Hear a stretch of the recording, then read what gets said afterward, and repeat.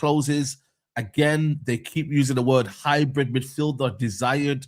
Miles Lewis-Skelly still sees the option despite his performances in the Community Shield. George Salinas, cheap option, potentially meaning United try for Lewis Hall next summer. And then I also see something on Fabrizio Romano saying that potentially Man United don't even go for the third midfielder if there aren't an opportunity there as well. It's becoming a shambles. And for me, yeah, people said I was panicking 2 weeks ago. But the reality is, we're 2 weeks later. What's happened? So whoever was telling me to... Yeah, nothing's changed since me and you last spoke on here. Nothing's changed. Nothing's changed for a whole month. Like, the reality is, yeah, even if Manchester United get some signings over the line after the whole City game, it's reactive, not proactive. And that, for me, isn't good because then what are you reacting to? Oh, you didn't see what you liked or you didn't think the squad was good enough. Come on, man. So for me, it's like this window has been... I'm not going to lie to you. I think it's been a 3 out of 10, 4 out of 10 at max, this window, because I feel like they've not addressed the key areas on the football pitch. Let's be honest. With Santos and Tielemans, they're good players. But if we're saying we need more, does that mean we've addressed the key areas? I don't think so. You need to add to that. So Tielemans and Santos was a good start, but it didn't finish. It didn't need to end that time. Yeah, it didn't need to end there. Yeah. It didn't need to end there, bro. Like, we all had a plan. We all had an idea. And for me, it ain't good enough, man. Like, we're capped at a top 4. But even that, for me, like, a lot of people said to me, yo, Saeed, are you sure about top 4? Like, and no, I get it. I'm seeing, do you know what? I was looking at Twitter earlier, even like people bring up your old tweet or whatever. But the truth is, you know what? They just that's what people do. That's what people do. But the truth is, I can see with the optimism of why you said it back then, because it was kind of like you were looking at the window, seeing the signs, you thought, okay, we've got all this time left. If we go and get what we then need, we could pressure them. And I agree, like in terms of when I look at this window, probably a 4 out of 10. And the reason I think that is right, you've got Agate, who's still at the football club. He's out injured until January, February, whatever. Yeah, easy. Yeah. So Casemiro, he's another player. Fundamental last year, a very important player last year alongside Bruno Fernandes. He's now left the club. So when we're looking at it, Santos has come in, and my mic is on in it. Yeah. Santos has come in, and he's basically, I'm not saying he is Casemiro, by the way, people in the comments, but I'm telling you in terms of like, he's more the like for like. He's a more bit of robust, physical. Do you know what I mean? He can pass probably better than Casemiro, but obviously he's not there as Casemiro. Then you've got Tielemans that comes in. Tielemans, we know what Tielemans is about. He can control play nicely. He can pass through the lines. He can score some great goals.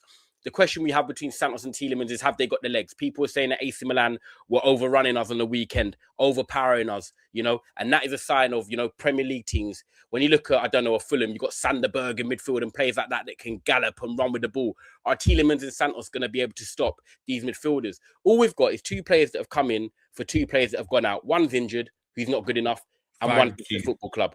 So it's an upgrade. It's an upgrade, but it's not enough. Yeah, no. They're good players, but does it make Manchester United much better? No, it doesn't, because you need that third midfielder. We all went into this summer knowing we needed 3 midfielders.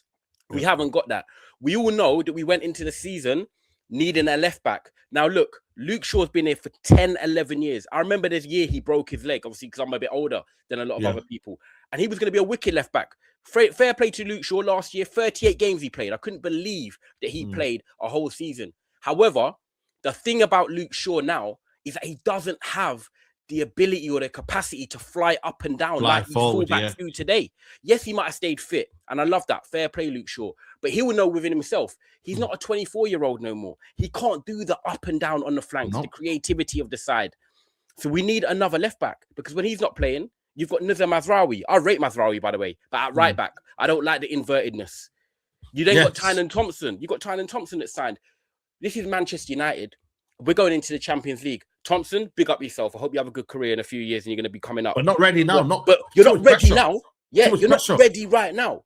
So Manchester United, for me, when we look at this window, I'm calling this the year of missed opportunity. because you've got Arsenal right now that I'm going into a Premier League on Friday and my group chats are dead because we're just saying who's battling for top 4 because we all think Arsenal win the league. They've got the depth, they've got the know-how, they've got a manager that's... But the reality is though, Tyrone, 2-3 weeks ago, they were moaning about their window. They were moaning. Yeah, they were moaning, but they're seeing Solis now starting to come into his form and stuff like that. The guys coming back, Declan Rice, Gabriel. The thing is about Arsenal, what they've got over others, if they've got the foundation. Foundations, yeah, no. They've got the house. Now you can put everything you want in the bedroom. They're nice. We're going into a Premier League, right, in 26-27, that we're saying Arsenal have already won the league. Then you've got Chelsea, 1 game a week. United now back in the Champions League. Liverpool, yeah, they've got Xhaka, he looks quite nice, but they need more. You've got Man City, just got done by Arsenal. Rodri's now gone to Barcelona. How are they going to cope for a whole season without him? All of us, Tottenham, 1 game a week. A lot of us have got things we need to sort out and things fans are not happy with. You've got Arsenal that are quite cushy, but we could have made the difference. Don't tell us that we haven't got money because we've got money coming from the Champions League. Casemiro's gone now with the wages. You signed Santos, he's probably on a decent wage figure anyway. You got Tielemans, yeah, he's coming with experience. But we need more because this is the year of opportunity. We could be the closest team to Arsenal this season. We could be. We could be. Could have been. But right now, I'm looking at this window, I'm thinking we're now in a battle with the rest of these lot for top 4. But we could have closed the gap to Arsenal. I'm not saying we would have beat Arsenal in the title race or whatever it is. That's what they don't realize. They don't want to hear that. I'm saying close the gap. Yeah, close the gap and be the team that are most competitive. Have Arsenal looking over their shoulders.